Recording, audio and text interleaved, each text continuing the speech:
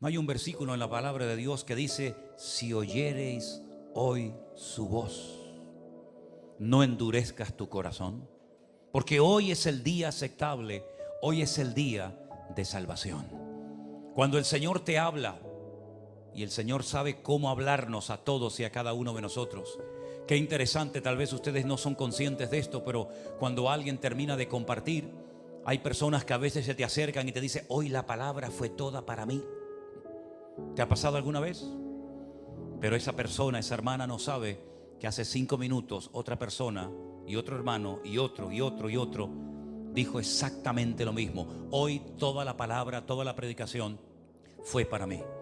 Y es que la palabra es viva y es eficaz, y cada vez que la abrimos, Dios nos habla y nos transmite su mensaje y su voluntad a nuestras vidas.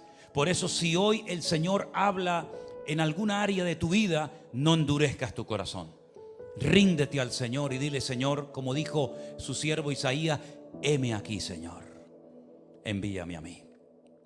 En el Antiguo Testamento hubieron muchos momentos en los que Dios habló, muchos momentos en los que Dios quiso tener comunión con el hombre. Algunos respondieron afirmativamente a la voz de Dios y otros la ignoraron. Por ejemplo, el primer hombre que oyó la voz de Dios, ¿saben quién fue? ¿Quién fue el primer hombre que oyó la voz de Dios? Adán. Adán, ¿dónde estás? Adán se escondía de Dios. ¿Hay acaso algún lugar en la tierra o fuera de la tierra en el que nos podamos esconder de Dios? ¿Hay algún lugar donde Dios no nos vea y no nos alcance su mirada? Adán creía que se podía ocultar, que se podía esconder de Dios. ¿Y por qué lo hacía? Dice: porque oí tu voz y tuve miedo. Pero tuvo miedo porque había pecado. Porque el perfecto amor echa fuera el temor. Y donde hay temor es porque hay desorden y porque algo malo se ha hecho. Y entonces tu conciencia te redarguye, te sientes mal, te sientes aludido cuando Dios habla por su palabra. Y entonces Adán, en vez de caer postrado de rodillas ante la presencia de su Creador, prefirió huir, prefirió esconderse, ocultarse dentro de un árbol. Y la Biblia dice que Dios lo llamó y lo llamó y lo llamó. Qué tremendo. Recuerdo también la voz de Dios hablando una noche, pero el sacerdote Elí estaba, el hombre tan mayor y tan sordo espiritualmente hablando, que dice la Biblia que cuando aquel niñito, aquel jovencito llamado Samuel se metía en su aposento y le decía: dime, Señor, ¿me has llamado? Y Elí le decía: no, hijo, yo no te he llamado, ve, acuéstate tranquilo. Y en varias ocasiones volví a oír: Samuel, Samuel. Finalmente, por fin, el sacerdote Elí volvió en sí y le dijo: si te vuelve a oír, si vuelves a oír esa voz llamándote por tu nombre, dile: heme aquí, habla, que tu siervo oye. Y era nada más y nada menos que la voz de Dios. El sacerdote Elí era el sacerdote de Dios, pero no conocía la voz de Dios, no conocía la palabra de Dios, y así terminó sus días, él y sus hijos, ¿verdad? Sin embargo, Samuel escuchó la voz de Dios en la oscuridad de la noche y oyó un mensaje tremendo que al día siguiente casi que le da miedo, le da temor decírselo al sacerdote Elí. Pero él aprendió a oír la palabra de Dios porque tenía una actitud maravillosa en su vida que nosotros también tenemos que tener. ¿Y sabéis cuál es? Que no dejaba caer a tierra ni una sola palabra del Señor. En otras palabras, aprovechaba toda oportunidad que se le presentara para aprender. Aprovechaba cada oportunidad para servir. Aprovechaba cada oportunidad para oír la voz de Dios y aprender algo más de Él y poder servir mucho mejor al Señor que lo llamaba. Es interesante notar que la voz de Dios también se oyó en el Nuevo Testamento. Sí, la voz audible de Dios, cuando dijo: este es mi Hijo amado, en el cual tengo complacencia.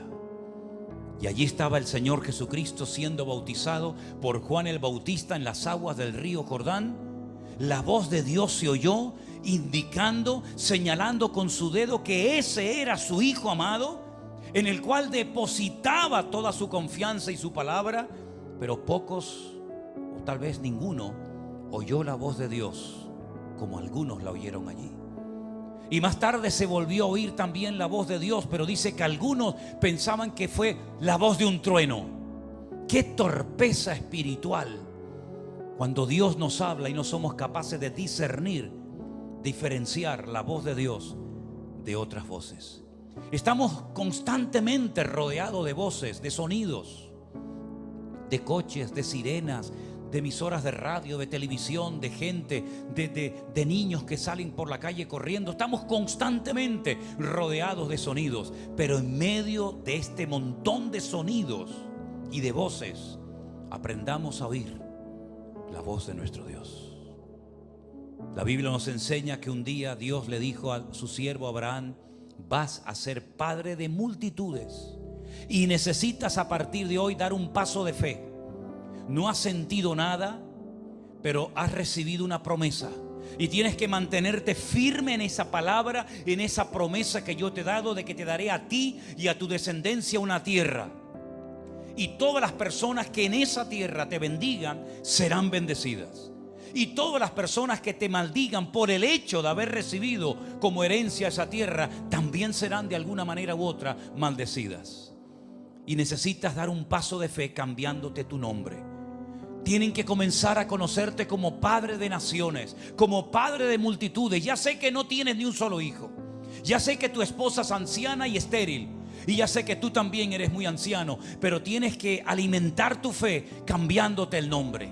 Porque cada vez que te llamen Abraham, Abraham, te estarán recordando la promesa que yo un día te di.